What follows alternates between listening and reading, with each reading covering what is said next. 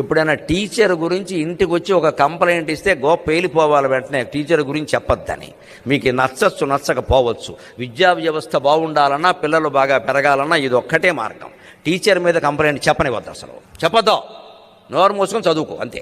ఎవరో భయంకరంగా కొట్టేసే టీచర్లు ఉంటే వేరే విషయం, అది మనం వెళుతూ సర్లేరా నేను చూస్తానులే అని చెప్పి మనం వెళ్ళి అడగాలి. వీళ్ళని తీసుకుని వెళ్ళి అడగకూడదు. వీళ్ళ ముందు టీచర్ని నిలబెట్టి మాట్లాడకూడదు. వీళ్ళ జరుగుతున్న భయంకరమైన వ్యవస్థ ఎలా ఉందంటే, శుభ్రంగా తల్లో తండ్రో వెళ్ళిపోయి అక్కడికి వెళ్ళిపోయి ప్రిన్సిపాల్ని నిలబెట్టడం, టీచర్ని పిలవండి, కొట్టడానిక డబ్బులు కట్టాం. ఇలా మా నాన్న మా అమ్మ మాట్లాడకపోవడం వల్ల ఇవాళ ఇన్ని వేల మంది ముందు నేను మాట్లాడగలుగుతున్నాను. నమస్కారం మీకు అందరికీ, నమస్కారం. 6వ తరగతిలో మా మాస్టర్ ఒక ఆయన నన్ను కొడితే ఇంటికి వెళ్ళి చెబితే ఏ చెంప మీద కొట్టాడని మా నాన్నగారిని అడిగి 2వ చెంప ఆయన బగల కొట్టాడు. ఇంటికి వచ్చి చెబుతున్నావా అని. మళ్ళీ అప్పటి నుంచి ఎప్పటి వరకు ఏం చేసినా ఎవరికి చెప్పుకోలేదు, కొడతారేమో అని. తండ్రి ఇచ్చిన ట్రైనింగ్ అటువంటిది.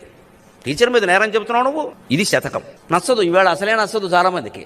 ఆ టీచర్లు ఏమన్నా గొప్పవాళ్ళే ఖచ్చితంగా. మనం వీడికి నేర్పాలంటే పిల్లాడికి ఖచ్చితంగా, మన పిల్లడదే తప్పది.